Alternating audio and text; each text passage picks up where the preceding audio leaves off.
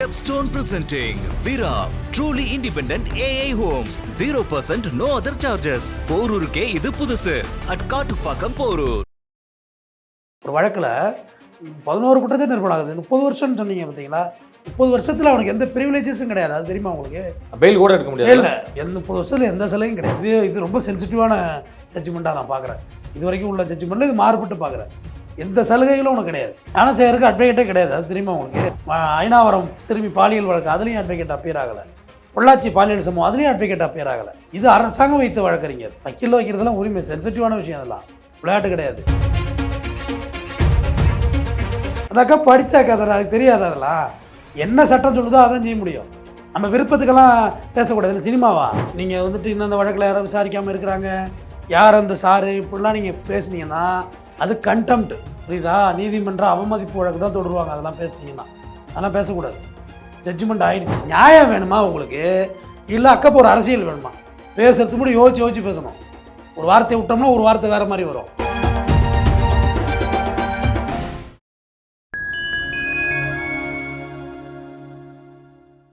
நான் உங்கள் சங்கீத். நம்ம சிறப்பு நிகழ்ச்சியில் நம்மோடு இணைந்திருக்கிறார் மதிப்பிற்குரிய மூத்த வழக்கறிஞர் திரு தமிழ்வேந்தன் அவர்கள். வணக்கம். வணக்கங்க. எப்படி இருக்கீங்க? நல்லா இருக்கேங்க. அண்ணா பல்கலைக்கழக மாணவி பாலியல் துன்புறுத்தலில் ஈடுபட்ட ஒரு சம்பவம் ஒரு பெரும் பரபரப்பை ஏற்படுத்தியது. அந்த மாணவிக்கு நீதி கேட்டு பல்வேறு அமைப்புகளும் கட்சிகளும் போராடி வந்ததை பார்த்தோம். குறிப்பாக மக்கள் மத்தியிலும் பலத்த கேள்விகளும் பலத்த அதிர்வுகளையும் ஏற்படுத்திய ஒரு சம்பவம்னா இந்த அண்ணா யூனிவர்சிட்டி மாணவி பாதிக்கப்பட்ட ஒரு வழக்கு. இந்த வழக்கில் கைதான ஞானசேகரன் குற்றவாளின்னு கடந்த வாரம் நீதிமன்றம் தீர்ப்பளித்தது. அதன் பிறகு இன்றைக்கு தண்டனை விவரங்கள்லாம் வெளியிடப்பட்டிருக்கு. 30 ஆண்டுகள் ஆயுள் தண்டனை கொடுத்து தீர்ப்பளித்திருக்கு சென்னை மயிலா நீதிமன்றம். முதலில் இந்த தீர்ப்பை எப்படி பார்க்குறீங்க? முதல்ல விரைந்து விசாரணை மேற்கொண்ட விசாரணை குழு, இந்த 3 அடங்கிய ஐஏஎஸ், அவங்க ஐபிஎஸ் ஸ்பெஷல் இன்வெஸ்டிகேஷன், ஆமாம், அவங்களுக்கு நம்ம நன்றி சொல்கிறோம். அடுத்து முதல்ல அரசு வழக்கறிஞர்களுக்கும் தன்னிலை மாறாமல் சாட்சி பிறழாமல் சொன்ன அனைத்து சாட்சிகளுக்கும், இது எல்லாத்தையும் விட அந்த பாப்பாவுக்கு ரொம்ப நன்றி. அந்த பாப்பா அன்றைக்கி சகிச்சு பொறுத்து போயிருந்தால் அந்த அயோக்கியம் இன்னும் நிறையா செஞ்சுட்டு இருந்திருப்பான்.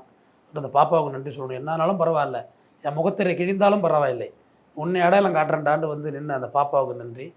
நீதியரசர்களுக்கு நன்றி சொல்லக்கூடாது, ஏன்னா அவங்க மாண்புமிகு நீதியரசர்கள், அவங்க கடமையை செய்கிறாங்கல்ல, நன்றிக்கு அப்பாற்பட்டவர்கள்.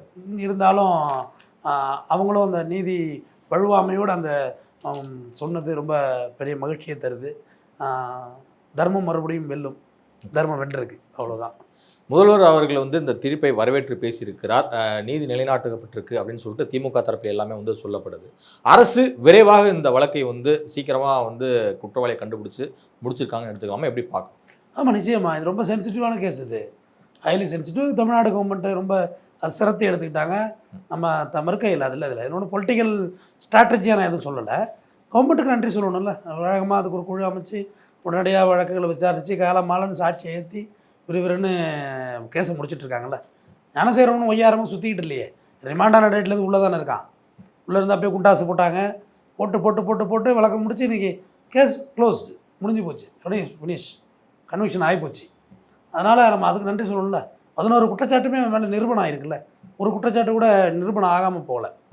ஒரு வழக்கில் 11 குற்றச்சாட்டு நிரூபணம் ஆகுது. 30 வருஷம்னு சொன்னீங்க பார்த்தீங்களா? 30 வருஷத்தில் அவனுக்கு எந்த ப்ரிவிலேஜஸும் கிடையாது. அது தெரியுமா உங்களுக்கு? பெயில் கூட எடுக்க முடியாது. இல்லை, 30 வருஷத்தில் எந்த சிலையும் கிடையாது. அப்பீல் போவான் ஞானசேகர், பெயில் கொடுக்க மாட்டாங்க. 30 நாளுக்குள்ளே மேல் அப்பீல் போகிறதுக்கான வாய்ப்பு இருக்குது. 30 நாளைக்குள்ளே போகலாம், 100 நாள் கூட போகலாம். அதெல்லாம் கண்டவுண்டியில் வச்சுக்கலாம்னு வச்சுங்க. ஆனால் பெயில் கிடைக்காது. பிகாஸ் இந்த கன்விக்ஷன் அப்படியே உறுதியாக தான் இருக்கும். ஜட்ஜ்மெண்ட்டு மாறாது. இன்னொரு கோர்ட் உடைக்கிற வரையும் ஜட்ஜ்மெண்ட்டு மாறாது. அதே மாரியே உள்ளே இருந்த காலங்களில் பொது மன்னிப்புனா இப்போ ஏடிஎம்கே எடப்பாடி பழனிசாமி இருக்கார்ல, முதலமைச்சராக இருந்தப்போ ஒரு பொது மன்னிப்பு விட்டாங்க. டிஎம்கே பேரில் ஒரு வாட்டி விட்டாங்க.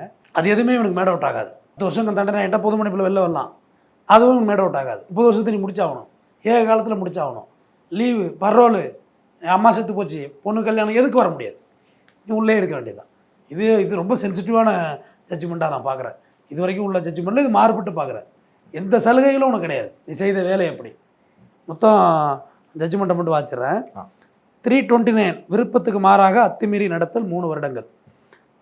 120B சப்ளாஸ் 2 மாணவியை செல்ல விடாமல் சட்டவிரோதமாக தடுத்து நிறுத்துதல், பிடிச்சி இழுக்கிறது.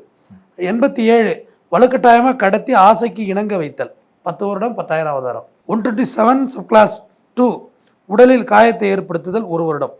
அதுக்காக அற்றுக்காயம், சின்ன கீரலாக இருந்தால் கூட அதுதான் அது. 75 சப்கிளாஸ் 2 விருப்பத்துக்கு மாறாக பாலியல் வன்கொடுமை செய்தல் 3 வருடம்.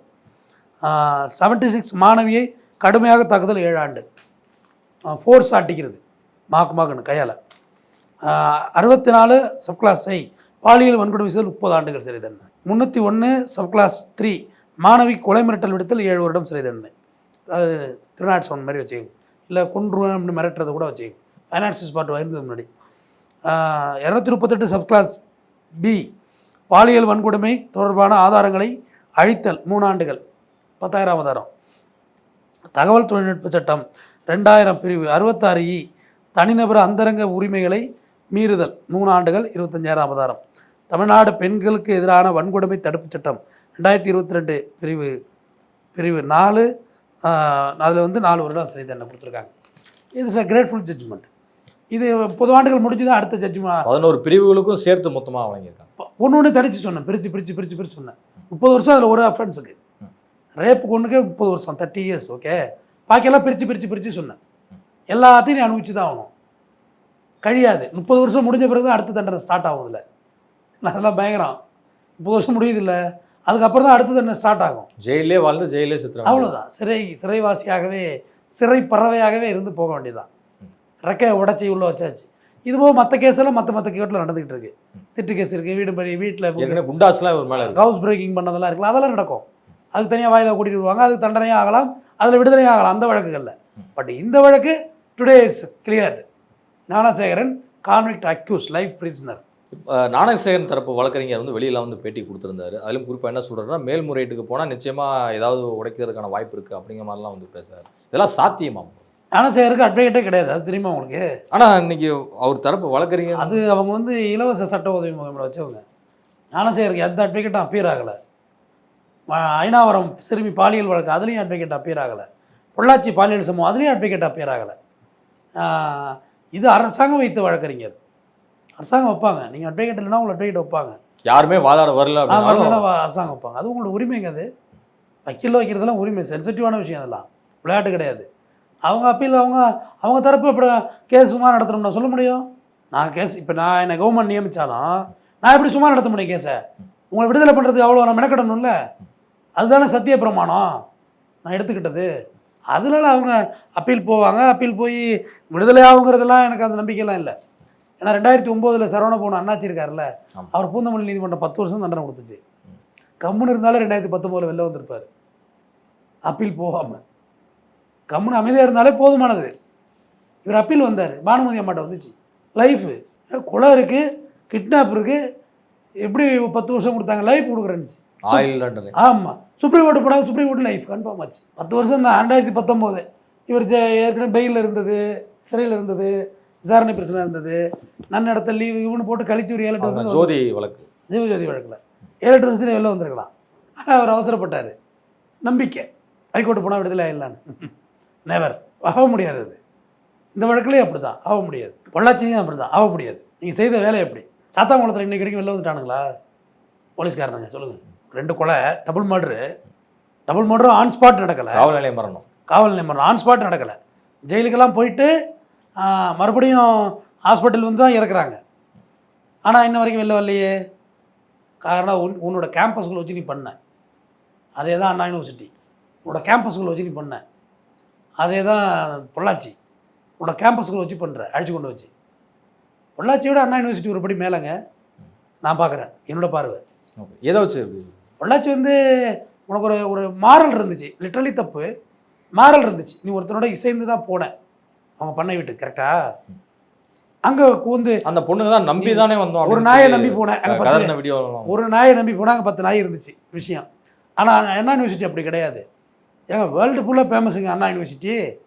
அந்த கேம்பஸுக்குள்ளே படிக்கிற பிள்ளைய கை வைக்கிறவனுக்கு எவ்வளோ தைரியம் வேணும்? விளையாட்டு விஷயமானது. அது இசைந்து போணுச்சு, அங்கே அது நடந்துச்சு. அது வேறு, அதை நான் வேறு மாதிரி பார்க்குறேன். இது ரொம்ப ஹெவியாக பார்க்குறேன். இதை இவனெல்லாம் விடவே கூடாதுங்க. அந்த நேரத்தில் சிசிடிவி கேமராலாம் கொஞ்சம் ப்ராப்ளம் ஆயிடுச்சு அப்படிங்கிற அந்த ஸ்டேட்மெண்ட்டால் எப்படி நம்ம புரிஞ்சுக்கணும்? எங்கெங்க அண்ணா யூனிவர்சிட்டி விஷயத்தில் அது நம்ம ஆளுநர் தான் கேட்கணும். அவரோட கண்ட்ரோலில் உள்ள காலேஜ் தான். நம்ம என்ன சொல்கிறது? யூனிவர்சிட்டி அவங்க தான் சொல்லணும் அந்த கடை பாதுகாப்பை. மத்திய ரிசர்வ் போலீஸ் நிப்பாட்டிருக்கணும்னு அவ்வளோ பாதுகாப்புக்கு அண்ணா யூனிவர்சிட்டிக்கு. நீங்கள் என்னங்க சொல்லிக்கிட்டு இருக்கீங்க? சும்மா இவங்க அரசியலுக்கு அதை பேசிட்டு தர்றாங்களா? தமிழ்நாடு போலீஸை குறை சொல்லிக்கிட்டு ஏதாவது பண்ணிக்கிட்டு அண்ணா யூனிவர்சிட்டி வந்து மத்திய போலீஸில் நிப்பாட்டி வச்சுருக்கணும். அது கூட ஏங்க எல்லா நாட்டிலேருந்து வந்து படிக்கிறாங்க, இந்தியா பூரா படிக்கிறாங்க. அப்படிப்பட்ட ஒரு இடத்துல இவ்வளோ பாதுகாப்பு குறைபாடுங்கிறது தப்பு இல்லையா? அது ஹெவியாவில் இருக்கணும். வேறு ஏதாவது உயிர் சேதம் ஏற்பட்டிருந்தா நான் ஒரு வகையில் நன்றி சொல்லுவேன். யாருக்கு? ஞானசேகரனுக்கே நன்றி சொல்கிறேன். இதோட விட்டான ராஸ்கல் கொலைகளை பண்ணியிருந்தா அந்த பொண்ணு உயிரும் போயிருக்குமே. அதுவே எனக்கு ஒரு மன ஆறுதலாக இருக்குன்னு சொல்ல வர்றேன். கொலைகளை பண்ணியிருந்தால் என்ன செய்ய முடியும்? நம்மளும் பேசிக்கிட்டு தான் இருந்திருப்போம். ஆனால் ஒரு தோட்டில் பொண்ணு செத்து போயிருக்குமே. அதுதான் ஆங்கிலத்தில் ஒரு பழமொழி சொல்லுவாங்க, if you can not escape the rape better enjoy it அப்படிம்பாங்க. அந்த பொண்ணு முரண்டு பிடிச்சி வேறு ஏதாவது இல்லாத வேலை பண்ணியிருந்தா அடுத்தக்கிட்ட அட்டாக்கில் இறங்கியிருந்தாங்கன்னா நான் உயிர் போயிருக்கும்ல. வேறு வழி இல்லை, அந்த இடத்துல சமாளிக்க முடியல, ஃபேஸ் பண்ணி தான் ஆகணும். அந்த சூழ்நிலையை ஃபேஸ் பண்ணி தான் ஆகணும். அதான் if you can not escape the rape, கற்பழிப்புலேருந்து உங்களால் தப்பிக்க முடியாது என்றால் அந்த இடத்த சமாளிச்சிக்க வேறு வழி இல்லை. பழமொழி இது, லத்தீன்லேருந்து இங்கிலீஷில் வந்து இங்கிலீஷில் தமிழில் சொல்கிறேன். அந்த பாப்பாவுக்கு நான் அந்த சமயோஜித புத்தியை பாராட்டுறேன். அதாவது புக்கான இப்போ இருந்தால் ஆர்ச்சிக்கிற மாதிரியாக இருந்தால் என்ன செய்கிறது? கல்கத்தா ஆர்ச்சிக்கிற மருத்துவமனை மோமிதா டாக்டர் இருக்காங்களே, அதுமாரி ஏதாவது இருந்தாக்க அதில் என்ன நடந்துச்சோ தெரியல. ஆனால் அதுக்கே லைஃப் தான் கொடுத்து வச்சுருக்காங்க. ஆனால் அதுக்கு தூக்கு தண்டனை கொடுக்க வேண்டியது, கேபிட்டல் பனிஷ்மெண்ட் கொடுக்கணும். கேபிட்டல் அஃபென்ஸ் இல்லை அது. இங்கே கொலை நடக்கலை நெறியாளர் அண்ணா யூனிவர்சிட்டிலையோ பொள்ளாச்சிலையோ, அது கூட யாரோ ஒருத்தர் பார்த்தேன். அவங்களாம் நல்ல பொலிட்டீஷியன், நல்லா படித்தவங்க, சட்டமே தெரியும் அவங்களுக்கெல்லாம், டாக்டராக வேறு இருந்தவங்க, எம்பிபிஎஸ் முடித்தவங்க. அவங்க சொல்கிறாங்க இதுக்கு தூக்கு தண்டனை கொடுத்துருக்கணுங்க, எந்தங்க இந்த கொடுத்துருக்கீங்கன்னு. ஆக்ட் அதை சொல்லலையே. தமிழிசை அதுதான் வந்து வலியுறுத்துறாங்க. அந்த அக்காவை தான் சொன்னேன். அந்த அக்கா படித்தாக்கா அதில் அதுக்கு தெரியாது. அதெல்லாம் என்ன சட்டம் சொல்லுதோ அதான் செய்ய முடியும். நம்ம விருப்பத்துக்கெல்லாம் பேசக்கூடாது. சினிமாவா தூக்கு தண்டனை கைதியை விடுதலை பண்ணுறவங்க தூக்கில் போகிறது சினிமாவா? என்ன அஃபென்ஸ் அதுதான் நீதிபதி பார்ப்பாங்க. நிற்கும் ஆளோ வந்து ஆஜராகும் வழக்கறிஞர்களுக்கோ நீதிபதி முகம் சாய்க்க மாட்டாங்க. வழக்கு என்ன சொல்லுது, வழக்கின் தன்மை என்ன, அதை தான் சீர்தூக்கி பார்க்குறது தான் நீதிமன்றம். அதுதான் மாண்புமிகு நீதியரசர்கள். நீ அதை எடுத்துட்டு தூக்கு தண்டனை கூட அதை கூட ஒருத்தர் சொல்கிறாங்க. இல்லைங்க இதெல்லாம் தண்டனையெல்லாம் இல்லைங்க, கழுத்தை வெட்டி எடுக்கணுங்க, அரபு நாடு மாதிரி. அது மன்னர் ஆட்சி நாடுங்க, அதில் வெட்டலாங்க. இது ஜனநாயக நாடுங்க. குற்றம் சாட்டப்பட்டவனுக்கு எவ்வளோ உரிமை இருக்கோ குற்றவாளிக்கு அவ்வளோ உரிமை இருக்குது தெரிஞ்சுங்க. வக்கீல் யாருமே வரலன்னா என்ன செய்கிறது? வக்கீல் வச்சு கொடுக்கும், கோர்ட்டு சம்பளம் கொடுக்குது, சும்மா கிடையாது. புரியுதா? அதை தான் நீதிபதி பார்ப்பாங்க. அதை தொட்டு தான் நம்ம நீதிபதியை மயிலாடுன்றோம். எனக்கு முன்னாடி நிற்க கடவுளே, தெய்வமே, பார் தெய்வமே, இதெல்லாம் அப்படின்னு எதுக்கு சொல்கிறோம்? அதை விட்டுட்டு இதில் பாலிடிக்ஸ் பேசிக்கிட்டு அதை பேசிக்கிட்டு இதை பேசிக்கிட்டு அதெல்லாம் தப்பு. இது சம்மந்தமாக நீங்கள் கிரிட்டிசிசம் பண்ணுறீங்கன்னா, அதாவது ஜட்ஜ்மெண்ட்டை வேணால் நீங்கள் வந்து எடுத்து பேசலாம். மாண்புமிகு சென்னை உயர்நீதிமன்ற நீதியரசர் சொல்லியிருக்காரு, ஜட்ஜ்மெண்ட்டை பேசலாம், இன்னும் கடுமையான தண்டனை கொடுத்துருக்கலான்னு பேசலாம். ஆனால் கொடுத்த நீதிபதியோ வேறு யாருமே கிரிட்டிசிசம் பண்ணக்கூடாது. இல்லை, இன்றைக்கி அரசு தரப்பு வழக்கறிஞர் மேரி ஜெயந்தி என்ன சொல்கிறாங்க அப்படின்னா, செய்தியாளர் சந்திப்பில் யார் அந்த சார் அப்படிங்கிற கேள்வியை வந்து நீங்கள் திரும்ப எழுப்புனீங்க அப்படின்னா அது வந்து நீதிமன்ற அவமதிப்பாகும் அப்படிங்கிறத வந்து குறிப்பிட்டிருக்காங்க. அது மட்டும் இல்லாமல் ஞானசேகரின் பின்புலத்தில் யாரும் இல்லை அப்படிங்கிற இதில் வந்து சொல்கிறாங்க. ஸோ அரசு தரப்பு வழக்கறிஞர் சொல்வதை எப்படி புரிஞ்சுக்கணும்? அவங்க சொல்ல வருவது என்ன? அவங்க சொல்ல வர்றது கிளியராக சொல்கிறாங்களே. நீங்கள் வந்துட்டு இன்னும் அந்த வழக்கில் யாரும் விசாரிக்காமல் இருக்கிறாங்க, யார் அந்த சாரு இப்படிலாம் நீங்கள் பேசுனீங்கன்னா அது கண்டெம்ட். புரியுதா? நீதிமன்ற அவமதிப்பு வழக்கு தான் தொடருவாங்க. அதெல்லாம் பேசுனீங்கன்னா அதெல்லாம் பேசக்கூடாது. ஜட்ஜ்மெண்ட் ஆகிடுச்சு, அந்த பொண்ணு ஸ்டேட்மெண்ட் கொடுத்துரு, கோர்ட்லேயும் வந்து விசாரிக்கிறாங்க. நீதிபதிக்கு என்ன ஒன்றும் தெரியாதா? அவங்களுக்கு ஒரு டைரக்ஷன் கொடுக்க தெரியாதா? அவங்க விசாரிக்கிறாங்க. விசாரிக்கல அந்த பொண்ணுகிட்ட கேட்கக்குள்ள அந்த பையன் அவனுக்கு ரிங் வந்துச்சா, கொஸ்டின் இருக்குங்க, அதில் படிங்க, எடுத்து அவங்கள்ட்ட கொண்டு கொடுங்க, அவங்கள்ட்ட எல்லாம் படிக்கட்டும். அதில் இருக்குது ரிங்கு வந்துச்சா ஃபோனில் அப்படின்னா இல்லை, வரவில்லை. ஃப்ளைட்டு மோடில் இருந்ததுக்கான ஆதாரங்களை நீதிமன்றத்தில் ப்ரொடியூஸ் பண்ணியிருக்காங்க. அந்த செல்லை ப்ளஸ் அந்த நேரத்தில் உள்ள கால் ஹிஸ்ட்ரி பூரா ப்ரொடியூஸ் பண்ணியிருக்காங்க. அந்த சிம்மோடைய நெட்வொர்க் நிறுவனமே ஃபுல்லாக டோட்டலாகவே எடுத்து கொடுத்துருக்காங்க. உள்ள நீதிமன்றம் பார்க்குது. இதில் எப்படி ஃபேக் பண்ணுறது சொல்லுங்கள்? கோர்ட்டுக்கு தெரியாத விஷயத்தை இவங்களுக்கு தெரிஞ்சிட போது ஜட்ஜ்மெண்ட் ஆகிட்டுங்க. இதுக்கு மேலே யாரை காப்பாற்றுறாங்க? ஒன்றுமே இல்லை. காப்பாற்றுறது என்ன இருக்குது? ஏங்க சுவாதின்னு இங்கே ரயில்வே ஸ்டேஷனில் ஒரு பொண்ணை படுகொலை செய்கிறாங்க. நுங்கம்பாக்கம் ராம்குமார்னு ஒரு பையனை பிடிச்சாங்க. பட் அவன் தானாங்கிறதெல்லாம் தெரியாது. சம்பவ இடத்துல அவனும் இருந்தான். அவனும் தெரித்து ஓடுறான். பயந்து ஓடினானா இல்லை எப்படி ஓடினானோ, பிடிக்கிறீங்க, ஜெயிலில் போடுறீங்க. எதுக்காக வேண்டி நீங்கள் வந்து கரண்ட் சாக்கு வச்சு எப்படி செத்தான் ஜெயிலில்? எப்படி தற்கொலை பண்ணிக்க முடிஞ்சுது? டீப் லைன் எப்படி எட்டும்? ஜெயில் போயிருக்கீங்களா? இந்த மாதிரி நைட்டாக இருக்கும், 20 அடி கூட ஆகிட்டு இருக்கும். ஏரியெல்லாம் பிடிக்க முடியாது இல்ல, அந்த உங்களால். ஒயரை வந்து படிச்சு இழுத்து சுவிட்ச் ஆன் பண்ணி தான் டிபி ஒயருங்க அது. டிபி ஒயர்னா அப்படி சொல்லி கீழே அது யூஜி போடுறாங்க, அண்டர் கிரவுண்டில் போடுறாங்க பாருங்க, அந்த வோல்டேஜ் உள்ள ஒயர் அது. இந்த ஒயர்லாம் எடுத்து நீங்கள் தொட்டிங்கன்னா ஃபியூஸ் ட்ரிப்பர் இருக்குது பாருங்க. ட்ரிப்பர் இருக்கா? கேமராவுக்கு தெரியாது. ட்ரிப்பர் இருக்குது, அது விழுந்துடும். நீங்கள் சாவலாம் முடியாது வீட்டு கரண்டில். அதெல்லாம் ஒரு காலம் செத்ததெல்லாம். தண்ணி கிண்ணி இந்த வீட்டில் பாத்ரூமில் எதுவும் இன்டெக்ஷன் வந்தால் தான் நீங்கள் சாவீங்க. அதுவுமே ட்ரிப்பர் விழுந்துடும். கரண்ட்டு மிஸ்ஃபயர் ஆனாலே ட்ரிப்பர் விழுந்துடும். அந்தளவுக்கு டெக்னாலஜி உள்ள புழல் ஜெயிலு, ஆசியாவிலே பெரிய ஜெயிலு, அவ்வளோ இன்ஃப்ராஸ்ட்ரக்சர் உள்ள ஜெயிலில் எப்படி அவனுக்கு கரண்ட் ஒயர் கிடச்சிது? பதில் இருக்கா? ஏன் அப்படி அவசரமாக அதை இழுத்து மூணிங்களே? எதுக்காக வேண்டி மூணு? யாரை காப்பாற்றுனீங்க? யாருமே காப்பாற்றலையே. ஞானசேகர் ஜெயிலில் தானே இருந்தான். விசாரணை அதிகாரி எடுத்து எல்லா விஷயத்தையும் சொல்ல தானே செய்கிறான். யாரை காப்பாற்றணும்? காப்பாற்ற வேண்டிய அவசியம் என்னங்க இருக்குது? ஒரு யோசிக்க வேண்டாமா? நீதிமன்றத்துக்கு போயிட்டு இருக்க கேஸு, நீதிமன்றம் போய் தண்டனை வழங்குறாங்கங்க. 5 மாதத்தில் எதுக்கு தண்டனை வழங்குறீங்க அவசரமாக? இது என்ன, இது பிரசவமா? டெலிவரி டைம் வச்சு பார்க்குறதுக்கு? அக்யூஸ்டு விசாரணை குழு இருக்குது, நீதிமன்ற அறிக்கை இருக்குது, கேஸை ஸ்பீடி ட்ரையல் போட்டு முடிக்கிறாங்க, முடித்து தண்டனை கொடுத்துட்டாங்க, அவ்வளோதான். அதில் என்ன இருக்குது? நியாயம் வேணுமா உங்களுக்கு, இல்லை அக்கப்போகிற அரசியல் வேணுமா? என்னோட கேள்வி அதுதான். நான் ஒரு வழக்கறிஞராக தீர்ப்பு நன்று பார்க்குறேன், இந்த படிக்கிறேன், உங்கள் நேராக தான் படித்து காமிக்கிறேன். இதில் எந்த இடத்துல தூக்கு தண்டனை கொடுக்க சொல்லியிருக்கு, இல்லை எந்த இடத்துல மாறி இருக்குது, இன்னும் 2 நாள் டைம் கொடுங்க.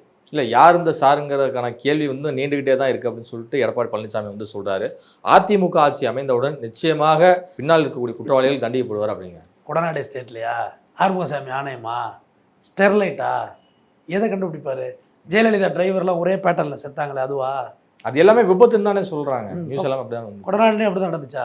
ஜெயலலிதாவோட கேம்ப் ஆஃபீஸுங்க அது, சிஎமோட கேம்ப் ஆஃபீஸ். கோப்புகளே அங்கே எடுத்துகிட்டு போகக்கூடாதுன்னு வச்சுங்க. ஆனால் அங்கே எடுத்துக்கிட்ட பார்த்தாங்க. என்னோடய வீடு அதை விட்டு பார்க்குறேன் நான். அரசு கோப்புகளை நீங்கள் எடுத்துகிட்டு போகக்கூடாது, அதை எடுத்துகிட்டு போனாங்க.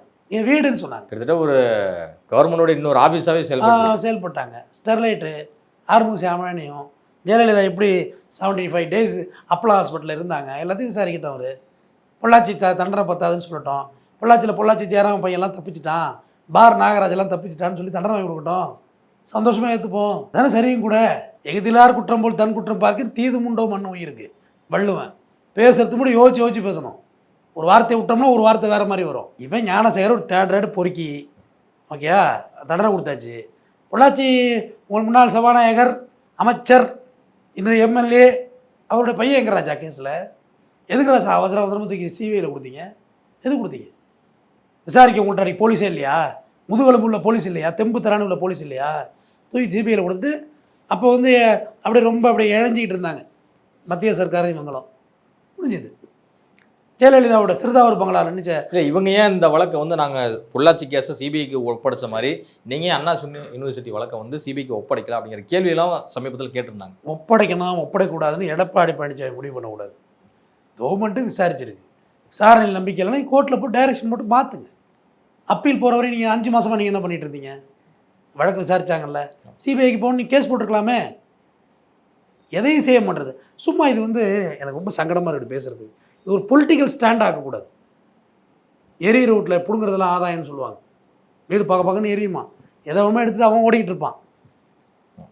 அதுமாரி ஆகிடக்கூடாது. இல்லை, வழக்கு தீர்ப்பு நடந்திருக்கு, தண்டனை கொடுத்துருக்கு. இவர் வந்து என்னத்தை கிழிச்சிட போகிறார்? இப்போ வந்து இவர் வந்து தானே கிழிக்கணும், வரணும் இல்லை? அதுக்கு வந்து இந்த வழக்கில் என்ன செய்ய போகிறாருன்னு கேட்குறேன். இந்த வழக்கில் வேறு என்ன செய்யணும்? நான் ஒரு 20 வருஷத்துக்குள்ளே வக்கீல் தான். என்னோட மூத்த வழக்கறிஞர்கள் நிறைய பேர் பார்ப்பாங்க. வேறு என்ன செய்யணும்னு சொல்லட்டும். எடப்பாடியே சொல்லட்டும், என்ன செய்யணும்? இதில் தண்டனை கொடுத்துட்டாங்க, வேறு என்ன செய்யணும்? என்ன செய்யணும்? வேறு யாரை பிடிச்சி உள்ளே போடணும்? சும்மா ஏதாவது கவர்மெண்ட்டுக்கு மேலே அலிகேஷன் வைக்கிறதா சொல்லக்கூடாதுல்ல. அரசியல் பண்ணுங்க, அலிகேஷன் வைங்க. அதுக்கெல்லாம் வேறு டாபிக் இருக்குது. தீர்ப்பு கொடுத்த பிறகும் அது வந்து தவறானது. இதுக்கு முன்னாடி நீங்கள் பேசியிருக்கணும், இதுக்கு முன்னாடி நீங்கள் பேசியிருக்கணும், கோர்ட்டுக்கு போயிருக்கணும், இந்த விசாரணைக்கு ஸ்டே வாங்கியிருக்கணும். எதுவுமே தெரியாதா ஏடிஎம்கேக்கு? ட்ரையல் நடந்துச்சு இல்லை, அது ஹைகோர்ட்டில் போய் ஸ்டே வாங்கியிருக்கணும். இந்த வழக்கில் முக்கிய குற்றவாளியெல்லாம் கைது பண்ணல, விசாரணை நிப்பாட்டுக்கணும், ஸ்டே கொடுத்துருக்கு போகுது ஹைகோர்ட்டு. ஸ்டே கொடுத்து டைரக்ஷன் கொடுத்துருக்கோம் ஹைகோர்ட்டு, விசாரிங்கன்னு சொல்லி. மறுபடியும் ஹைகோர்ட்டு ஒரு குழு அமைச்சிருக்கோம். எல்லாத்தையும் விட்டுட்டு சும்மா உட்காந்து நிறுத்துமா, எதுவுமே தெரியாமல் தூத்துனா இப்படி. எனக்கு இது ரொம்ப வருத்தமாக இருக்குது. சட்ட ரீதியான புரிதல் இல்லாமல் ஸோ வெறுமனே சேற்றை வாரி பூசுறதுக்காக பேசக்கூடாது. நான் எந்த கட்சிக்கு டிஎம்கேலாம் சப்போர்ட் பண்ணலாம் அவங்கள்ட்ட பேசலை. நான் ஒரு வக்கீல்கிட்ட கேட்குறீங்க, நான் பதில் சொல்கிறேன். இதுதான் சரியும் கூட. இல்லை, பலர் சிக்குவார்கள் அப்படின்லாம் சொல்லிட்டு இருந்தாங்களே, அதுதான் அதை தான் கேட்குறேன் ராஜா. நீங்கள் போயிருக்கணும். எங்கே போயிருக்கணும்? உயர்நீதிமன்றத்துக்கு போயிருக்கணும். கொடி வேணும், கட்சி வேணும், காது வேணுட்டு போகிறாருல்ல, போய் வழக்கு போட்டிருக்கணும். வழக்கு போட்டிருந்தா ஸ்டே கொடுத்துட்டு போயிருப்பாங்க. உண்மை இருந்தாக்க வழக்கில் இப்போ பிரேமா பசி இருக்கணும். சும்மாலாம் ஸ்டே கொடுக்க மாட்டாங்க. டைம் பாஸுக்கு புரிய ஒரு ஃபைனை போடுறாங்க, அவனுக்கு தூக்கி ஃபைனை போட்டு தூக்கி அடிச்சிருவாங்க. அதுதான் நீங்கள் செஞ்சுருக்கணும். ஏங்க இடி ஜிஆர் சுவாமிநாதன் ஐயா விசாரிக்க சொல்கிறார், மாண்புமிகு உயர்நீதிமன்ற நீதியரசர். சுப்ரீம் கோர்ட்டு அரசியலமைப்பு சட்டத்தின் எல்லா எல்லைகளையும் இடி மீறி இருக்குதுன்னு சொல்லுது. அப்போ வழக்கு போட்டால் தானே தெரியும். இடி என் வீட்டுக்கு இடி வந்துட்டாலே நான் அக்யூஸ் கிடையாது, முதல்ல தெரிஞ்சுங்க. இங்கே கூட இடி வரலாம், வந்து விசாரிக்கலாம், அதுக்கு ரைட்ஸ் இருக்கு உனக்கு. ஆனால் வந்தோடனே நான் அக்யூஸ்ட் கட்டமைக்கிறது தப்பு இல்லை. ஃபைனலாக ஜட்ஜ்மெண்ட் என்ன சொல்லுதுங்கிற பொறுத்து தான் வந்து அக்யூஸ்டா இல்லையாங்கிறது தெரியும். அந்த பாப்பா கிட்ட கேட்டிருக்காங்க, இவ்வளோ எலக்ட்ரானிக்ஸ் விஷயங்களை ஒப்படைக்கப்பட்டிருக்கு, இது எல்லாத்தையும் ஹைகோர்ட்டு கூட தானே கூட முன் வந்து நான் தனியாக ஒரு ஸ்பெஷல் கோர்ட்டில் வச்சு விசாரிச்சுட்டு போயிருப்பாங்களே. போக்சோ நீதிமன்றத்தில் விசாரிக்கிறாங்க. யாரையும் இங்கே யாரும் காப்பாற்றுறதுலாம் ஒன்றும் கிடையாதுங்க. ஓகேயா, யாராவது ஒருத்தர் சொன்னாலுமே அது வேறு மாதிரி ஆகிடும். இவ்வளோ விசாரணைகளையும் தாண்டி 3 பெண் ஐபிஎஸ் அதிகாரிகளை போட்டு அதை விசாரித்து அந்த வழக்கை கொண்டு வர்றாங்க. இதில் யாரை காப்பாற்ற போகிறாங்க? இதில் என்ன காப்பாற்றுறதுக்கு? ஏங்க எல்லாம் பெரிய பெரிய என்ன சொல்கிறது, இவன் ஒரு இப்போ இந்த பொறுக்கி பசங்க கூட யாராவது பழகுவாங்களா? நானே சொல்கிறேன், நீங்கள் கேள்வியாக வைக்கல. இந்த உள்ளே போனீங்கன்னா நான் எத்தனை மினிஸ்டரோட ஃபோட்டோ எடுத்திருக்கேன். இந்த வெளியில் எவ்வளோ பெரிய இந்தியாவிலே மிக முக்கியமான ஒரு நபரோட எல்லாம் நான் ஃபோட்டோ எடுத்திருக்கேன். நாளைக்கு நான் ஒரு அஃபென்ஸ் பண்ணிட்டா அவங்க காரணம்னு சொல்லுவீங்களா? இது எப்படி சரியான வாதமாக இருக்கும்? அவ்வளோதான். இதுக்கு மேலே என்ன இருக்குது? இப்போ இங்கே மழைக்கு வந்தாங்க, எல்லா மந்திரிகளும் வந்தாங்க. இங்கே உள்ள அத்தனை பேரும் ஃபோட்டோ எடுத்தாங்க. எடுக்க முடியாதெல்லாம் சொல்ல முடியாது. முன்னாடி ஒரு காலத்துல எல்லாம் ஃபோட்டோகிராஃபர் தனியாக வச்சுருப்பாங்க, ஸ்டில் கிராப்பர். அவங்களுக்கே சம்பளம் 20,000 அப்படி கொடுப்பாங்க. நீங்கள் ஃபோட்டோ எடுத்துகிட்டு உங்கள் அட்ரஸை எழுதி கொடுக்கணும். அந்த கிளை செயலாளர்கிட்டையோ ஒன்றிய செயலாளர்கிட்டையோ மாவட்ட செயலாளர் எழுதி கொடுக்கணும். ஃபோட்டோ மெட்ராஸ் வந்து கழுவி உங்களுக்கு அனுப்புவாங்க ஃபோட்டோவாக. அதுக்கு ஒரு தொகை செலுத்தணும், சந்தா செலுத்தணும், சும்மா உங்களுக்கு ஃபோட்டோ வராது. ஆனால் இப்போ அப்படி இல்லையே. சார் அப்படி இல்லைங்க அப்படிங்கிறான். டட்டாக்குன்னு சிவகுமார் மாதிரி ஃபோனை தான் தட்டி விடணும். குறைந்தபட்ச நாகரிகம் எல்லாமே நீ ஃபோட்டோ எடுக்கிறல்ல, தப்பு தானே அது? நீ அந்த ஃபோட்டோ நாளை மிஸ்யூஸ் ஆனால் சிவகுமார் மேலே தப்பு சொன்னால் சரியா? சொல்லுங்கள், பதில் சொல்லுங்கள். நான் கூட தான் நடிகர்களோட ஃபோட்டோ எடுத்திருக்கேன், நடிகைகளோட ஃபோட்டோ எடுத்துருக்கிறேன், ப்ரொடியூசரோட ஃபோட்டோ எடுத்துருக்கிறேன். அதுக்காக அந்த படத்தை ப்ரொடியூஸ் பண்ணது நான் சொல்லுவீங்களா? என் வீட்டு ஈடி வர சொல்லுவீங்களா? இல்லை அந்த நடிகைக்கு எனக்கு தொடர்புன்னு சொல்லுவீங்களா? இல்லை அந்த நடிகருக்கு நான் செஞ்ச தப்புக்கெல்லாம் நடிகர் தான் பொறுப்புன்னு சொல்லுவீங்களா? நான் செய்கிற அயோக்கியத்தனத்துக்கு நான் தான் பனிஷ்மெண்ட்டு. நீ சும்மாவெல்லாம் பிடிச்செல்லாம் பேசக்கூடாது. மழை வெள்ளத்துக்கு வந்தப்போ இந்த இடத்துல டீ குடித்தார் முதலமைச்சர், இங்கே வந்தார், நாங்களாம் கூட நின்னோம், எல்லாம் ஃபோட்டோ எடுத்துக்கிட்டோம். ஃபோட்டோ எடுத்துக்க முடியாதுன்னு சொன்னாக்கா உங்கள் மேலே கோவப்படுவாங்க, வருத்தப்படுவாங்கல்ல. பப்ளிக்கில் ஃபோட்டோ எடுத்துக்க முடியாதுன்னு சிவகுமார் தட்டி விட்டு போய் எல்லோரும் திட்டினீங்களா இல்லையா? குறைந்தபட்ச நாகரிகம் இல்லை, தட்டி விடுறாரு போனான்னு. அவர் செஞ்சது தாங்க சரி. இதோட ஃபோட்டோ எடுத்துக்கலாம், கேட்டு எடுக்கணும். அப்போ மழை வெள்ளத்துக்கு போனப்போ இவர் ஒரு போஸ்ட்டில் பார்த்துக்கிட்டு இருக்காரு, நானும் செய்கிற ஒரு போஸ்ட்டில் நிற்கிறான். கவனிச்சிங்களா? இப்படி கட்டி பிடிச்சி நிற்கிறாங்களா? இல்லை கட்டி பிடிச்சி நின்னா தான் என்ன தான் நிற்கிறேன், ஒன்றா தான் நிற்கிறேன் சிஎம்மோட. தப்பாக இடாத, நாளைக்கு நான் அதை தப்பு பண்ணால் சிஎம் தொடர்புன்னு பேசுவீங்களா? அரசியல் பண்ணுறது வந்து கொஞ்சம் நாகரிகத்தோடு பண்ணுங்கள், குறைந்தபட்ச கண்ணியத்தோடு பண்ணுங்கள். எல்லா விஷயத்துலையும் அரசியல் பண்ண நினச்சா எப்படி சொல்லுங்கள்? எல்லா விஷயத்துலையும் பண்ணக்கூடாது. இதுவரை உங்கள் பல்வேறு கருத்துக்கள் கொடுக்கணும். நன்றி.